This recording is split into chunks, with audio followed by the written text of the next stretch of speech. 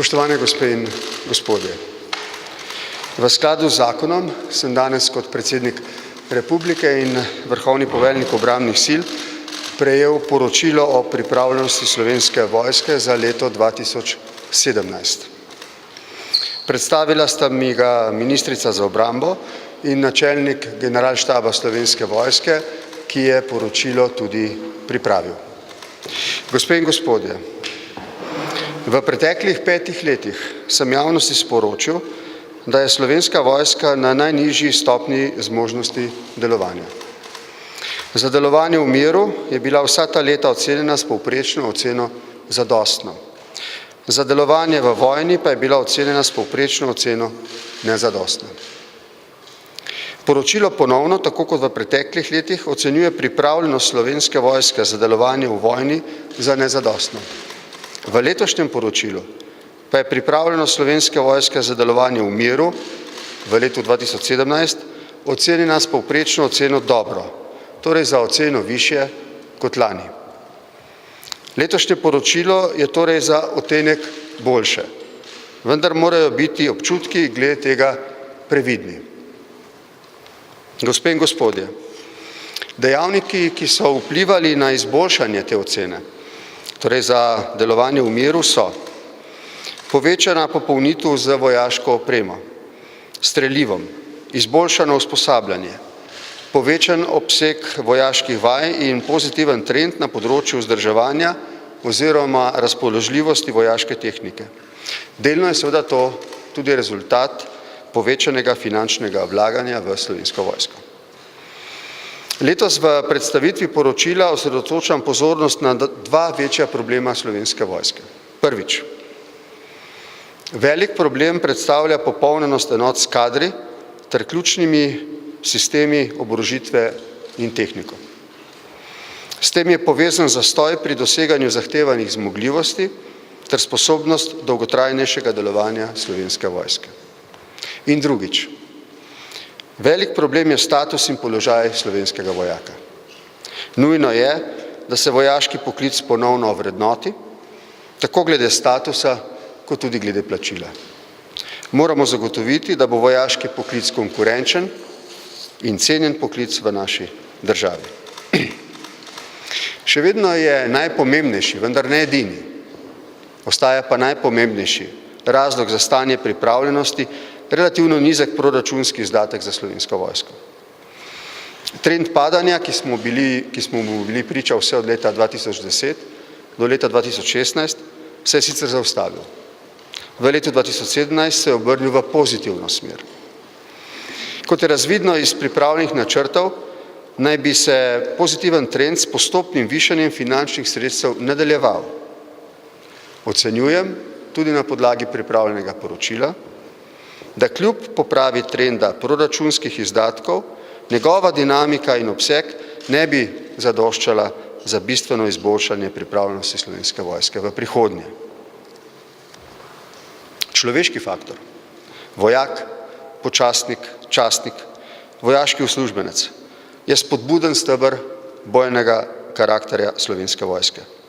V celoti si lahko zasluži naše zaupanje.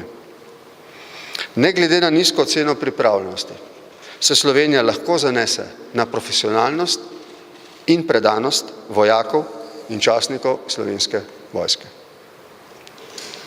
Kljub nižji kadrovski popolnitvi je Slovenska vojska številneje angažirana za zagotavljanje miru in varnosti v mednarodnem okolju. Z okrog 5% stalne sestave, v primerjavi z veliko večino drugih primerljivih držav, ki namenjajo za to 1% ali 2, mi pa 5. Za okrog 5% stalne sestave je v letu 2017 delovala Slovenska vojska v 12 mirovnih operacijah in misijah. Ponovno je pokazala svoj humani obraz pri Umi v lanskem letu. Še vedno zagotavlja podporo pri varovanju naše južne meje. Še bolj, kot je bila angažirana pri reševanju življenj. Samo s helikopterji je bilo v lanskem letu opravljenih 1/5 več reševalnih akcij. Gospe in gospodje, Nedavno je v javnosti odmevala negativna ocena preverjanja bataljonske bojne skupine 72. brigade. Slabi izkazi preverjanja bojne sposobnosti prispevajo k že omenjeni nezadostni oceni za delovanje v vojni. Vlada se je odločila za zamenjavo načelnika generalštaba, načelnik pa je izvedel nekaj kadrovskih in drugih sprememb, ki naj bi v prihodnje omogočale uspešnejše usposabljanje in boljše rezultate. Prejšnji teden sem pripadnike 72. brigade tudi sam obiskal in jih nagovoril. Od novega načelnika generalštaba pričakujem, da bo do pričetka novega sklica državnega zbora in delovanja nove vlade pripravil konkreten načrt izboljšanja pripravljenosti skupaj z natančno oceno potrebnih virov in tveganj, predvsem pa njegov predlog obsega in strukture Slovenske vojske do leta 2030. Gospe in gospodje, Slovenska vojska je vojaški steber nacionalne varnosti. Varnost je postala v 21. stoletju zelo kompleksen, integriran pojem in pojav. Ne zadeva samo vojske. Mednarodno okolje je postalo bolj nepredvidljivo, manj stabilno. Z novimi varnostnimi tveganji je varnost postala manj zanesljiva. Vanjo je potrebno več vlagati.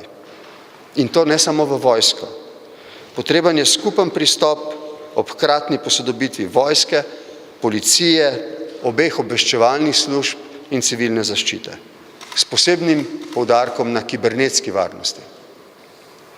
Zato sem nedavno v mnenju o stanju pripravljenosti Slovenske vojske, ki sem ga bil predstavil v državnemu zboru, predlagal sprejem zakona o sistemskem financiranju nacionalne varnosti, med drugim tudi Slovenske vojske kot njenega vojaškega stebra.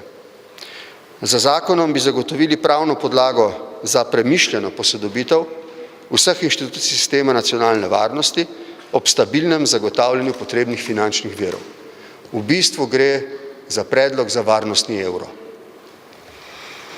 Predtem pa seveda moramo doseči politično soglasje o aktualnih in prihodnih varnostnih tveganjih, konceptualni, institucionalni, materialni in kadrovski posodobitvi ter dogovor, kot rečeno, o vzdržnih finančnih vlaganjih v to posodobitev. Varnost države je pomembna, pomembni so tudi razvoj na vseh drugih področjih. Vedno gre pri fiskalni politiki za neko ekonomiziranje za potrebami. V tem času, žal, se kaže potreba po večjih vlaganjih v varnost zato, da bi lahko nemoteno tekli razvoj na drugih področjih. Glede tega se bom potrudil, da bi bila to ena od važnejših nalog nove slovenske vlade.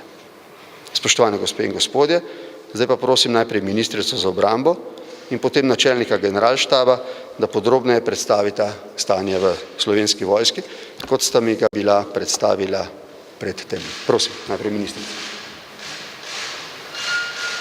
Spoštovani predsednik in vrhovni poveljnik, načelnik, spoštovani predstavniki medijev, spoštovani sodelavci. Danes predstavljena ocena pripravljenosti Slovenske vojske za leto 2017 je pričakovana. Veseli me, da je pripravljenost Slovenske vojske v preteklem letu za delovanje v miru boljša, da je ocenjena z oceno dobro. Ocena za delovanje v vojni pa se v tako kratkem času z omejenimi finančnimi in kadrovskimi viri, pa tudi zaradi trajanja postopkov, še ne more izboljšati. Ponovno poudarjam, da je oceno pripravil generalštab Slovenske vojske in da minister za obrambo in upravni del ministrstva na vsebino poročila nima nobenega vpliva. V letu 2017 smo v ministrstvu izvajali ukrepe, ki jih je predvidel strateški pregled obrambe, ki ga je vlada obravnavala in sprejela ustrezne sklepe v decembru 2016. Zavedati se moramo, da so predvideni ukrepi strateškega pregleda izvedljivi le ob sodelovanju vseh deležnikov v sistemu nacionalne varnosti. Uresničevanje ukrepov zahteva medresorski pristop in pri uresničevanju določenih ukrepov je potrebno tudi sodelovanje Državnega zbora. Naj navedem ukrepe, ki smo jih izvedli. Vlada je namenila več sredstev obrambnemu sistemu in zagotovila stabilno financiranje tako, da je sprejela zavezo glede najnižje nadaljnje rasti obrambnih izdatkov. To je zadostna podlaga, da so se lahko pričeli postopki za modernizacijo Slovenske vojske. Zato, da bomo dosegli zadane cilje v zadanih rokih, bo potrebno sredstev še več. Po zahtevnem medresorskem usklajevanju je vlada potrdila predloga zakona o obrambi in službi v Slovenski vojski in ju poslala septembra lani v parlamentarno proceduro. V prvi obravnavi sta bila zakona v oktobru 2017 sprejeta s strani poslancev. Cilj predlogov je bil zlasti dvojen.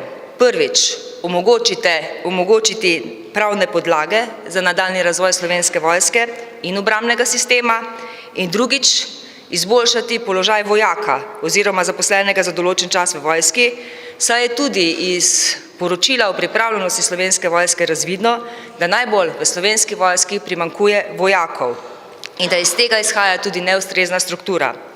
31.12.2017 je bilo v Slovenski vojski zaposlenih 1094 častnikov in glede popolnjenosti na kadrovski načrt oziroma srednjeročni obrambni program je to 96,8% popolnjenost, 2010 podčastnikov, to je 90,4% popolnjenost, 3523 vojakov, to je 83% popolnjenost, 302 višjih vojaških uslužbencev, to je 87,8% popolnjenost, 342 nižjih vojaških uslužbencev, to je 97,2% popolnjenost in 446 civilnih oseb, kar je 97,2% popolnjenost. In če gledamo razmerje častnik, polčastnik, vojak, je to razmerje 1 proti 1,8 proti 3,2. Predlagani cilji obeh zakonov so bili tudi ustrezno zagotoviti rešitev vojaka po 45. letu tako, da mu je država dolžna zagotoviti zaposlitev za nedoločen čas. Javna predstavitev mnenj predloga zakona o obrambi je 10. aprila. Aprilska redna seja Državnega zbora je preklicana, torej zakon o obrambi in zakon o službi Slovenski vojski v tem mandatu ne bosta sprejeta. Tako žal pri enem izmed deležnikov opredeljenih v strateškem pregledu obrambe, potrebnem za izboljšanje stanja v Slovenski vojski in obrambnem sistemu, nismo uspeli pridobiti zadostne podpore. Za izboljšanje pripravljenosti Slovenske vojske za delovanje v vojni so nujna znatna finančna vlaganja v opremo in zlasti še v kadre. S podobnimi kadrovskimi, pa v določeni meri tudi finančnimi izzivi, se srečujeta tudi dva ostala podsistema nacionalne varnosti, zlasti policija. Moja ambicija ob nastopu mandata v maju 2015 je bila, da se strateški pregled naredi za celoten nacionalno-varnostni sistem. Zaradi upravičljivih razlogov, zaradi takratne migrantske oziroma begunske krize, žal to ni bilo izvedljivo. Za učinkovito soočanje s sodobnimi izzivi, tveganji in grožnjami je nujno potrebno sodelovanje, usklajeno sodelovanje, ne pa tekmovanje ali celo nasprotovanje posameznih sistemov nacionalne varnosti. Kljub velikim naporom, ki smo jih v mojem mandatu vložili v ukrepe za zaposlovanje in zadrževanje vojakov, se to stanje žal ni bistveno izboljšalo oziroma ostaja en ključnih izzivov nove vlade v prihodnjem obdobju. Pravzaprav je to izziv za celotno politiko te države in njeno nacionalno varnost. Danes vse bolj kaže to, da bo strateški pregled vseh deležnikov nacionalne varnosti v prihodnjem mandatu vendarle treba opraviti, tako zaradi spremenjenih varnostnih okoliščin kot novih groženj, pa tudi zaradi enakih izzivov. Na osnovi ugotovitev bo treba pripraviti učinkovite ukrepe, ki bodo omogočili učinkovitejšo sodelovanje pri premagovanju sistemskih težav, s katerimi so soočeni vsi trije podsistemi. In za izvajanje teh ukrepov se bodo morali poenotiti vsi deležniki. Glede prihodnjih ocen pripravljenosti Slovenske vojske, pa vendarle tudi pričakujem, da se bo znotraj vojske opravil ustrezen strokovni premislek in poenotila jasna vizija strateškega razvoja Slovenske vojske. Vizija, ki bo usklajena tudi z obrambno politiko ministrstva in bo upoštevala realne ekonomske zmožnosti države. Da bo lahko prava podlaga za to, da bo država jasno vedela, koliko sredstev bo potrebno zagotoviti v prihodnjih letih, za katere prioritete, tako za zagotovitev učinkovite nacionalne obrambe, kot tudi za verodostojno izpolnjevanje zavez v okviru zavezništev. Moj predlog prihodnji vladi oziroma prihodnjemu vodstvu ministrstva bo, da se oblikuje poseben strateški svet za nacionalno obrambo, ki bi ga sestavljali tako predstavniki politike, kot vojaške, policijske, obrambne druge stroke, ki bi usklajeval politiko prihodnjega razvoja nacionalno-varnostnega sistema skladno z nacionalnimi interesami države. Tudi v luči porabe sredstev obrambnega evra. To je zelo občutljiv sistem, ki ne dopušča politične preračunljivosti in tekmovalnosti, ki smo ji žal prepogosto priča, temveč zahteva sodelovanje vseh deležnikov v korist nacionalne varnosti. Naj na koncu izkoristim to priliko tudi zato, da se zahvalim vsem pripadnikom in pripadnicam Slovenske vojske, ki svojo poslanstvo opravljajo odlično, učinkovito, tako v domovini, kot tudi v okviru mednarodnih operacij in misij. In hvala vsem skupaj za sodelovanje.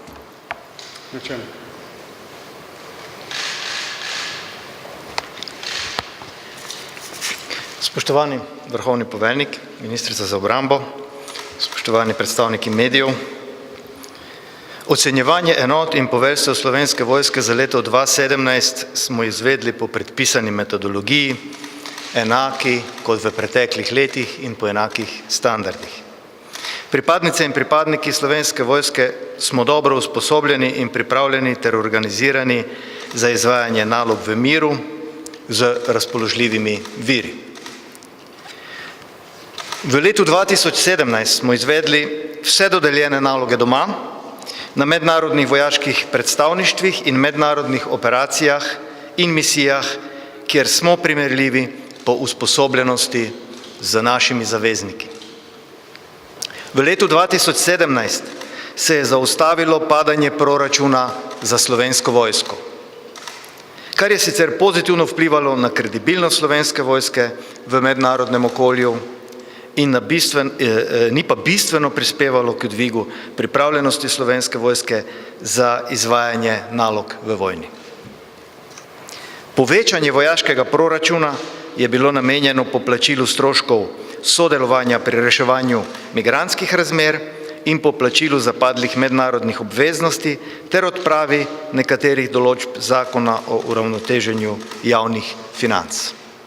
Le manjši del smo lahko namenili vzdrževanju, nabavi streliva in osebni vojaški opremi vojakov. V sklopu ocene pripravljenosti v primerjavi z letom 2016 se je izboljšalo področje usposobljenosti, večjih pozitivnih sprememb pa nismo mogli doseči na področjih zahtevane popolnitve z oborožitvijo in opremo ter vojaško infrastrukturo. Na kadrovskem področju se je trend padanja števila stalne sestave še povečal, kar je za prihodnje delovanje lahko resen izziv in resna ovira. Obstaja veliko tveganje stagnacije zaposlovanja v Slovenski vojski, saj je zaradi nizkih plač in posebnih pogojev za opravljanje dela v Slovenski vojski poklic vojaka na trgu dela nekonkurenčen. Upoštevajoč našteto, torej kadrovsko popolnitev in razvoj ter izgradnjo zmogljivosti, s katerimi bi povečali ognjeno moč, je pripravljenost Slovenske vojske ostala nespremenjena glede na leto 2016. Spoštovani, res je, da se je trend financiranja Slovenske vojske obrnil v pozitivno smer, vendar bodo rezultati modernizacije pri oceni pripravljenosti zaznavni šele takrat, ko bo Slovenska vojska lahko izgradila celotne sklope zmogljivosti, ne pa le posameznih delov. S tem imam v mislih potrebo po znatnejših finančnih zagotovitvah, s katerimi bo omogočena izgradnja 2 srednjih bataljonskih bojnih skupin kot temeljnih zmogljivosti za nacionalno vojaško obrambo. Da bi Slovenska vojska v prihodnjih letih lahko zagotavljala nacionalno vojaško obrambo, kar je naša primarna, naša glavna naloga, Potrebujemo izdatnejše v preteklosti že predvidena finančna sredstva, le tako nam bo lahko zagotovljena ustrezna oprema, ki bo omogočala tudi izpolnjevanje mednarodnih zavez Republike Slovenije. Na ta način in ob ustreznem vrednotenju vojaškega poklica bomo v vojski lahko izgradili profesionalni in bojni karakter. V zaključku moram ponovno poudariti, da bo prihodnja pripravljenost Slovenske vojske odvisna predvsem od kadrovskih virov, ki ne kažejo obetavnega trenda. Potrebno bo zagotoviti več kot le finančne izboljšave. V Slovenski vojski bomo še v tem letu pripravili predlog nadaljevanja projekta profesionalizacije Slovenske vojske, ki bo celovito opredelil status pripadnikov profesionalne Slovenske vojske, upoštevajoč rešitve zavezniških držav. Realizacija projekta bo odvisna od številnih deležnikov izven Slovenske vojske, od katerih pričakujemo podporo, saj verjamem, da je zagotovitev učinkovite nacionalne obrambe in kredibilnosti v zavezništvu naš skupen cilj. Spoštovani vrhovni poveljnik, pripadniki Slovenske vojske, se vam zahvaljujemo za vašo podporo, predvsem pa za vaš pozitiven pristop pri iskanju rešitev, da bi naša Slovenska vojska lahko še naprej ponosno in z gotovostjo zrla v prihodnost. Hvala lepa. Ima kdo od vas v zvezi s tem vprašanjem? Za koga od nas vprašanje? Prosim. Razumem, da ne? Prav. Hvala lepa, ministrica. A lahko povabim častnike, prosim sem, naredimo skupaj eno fotografijo. Pridite tukaj. Ministrica. Sprejeto.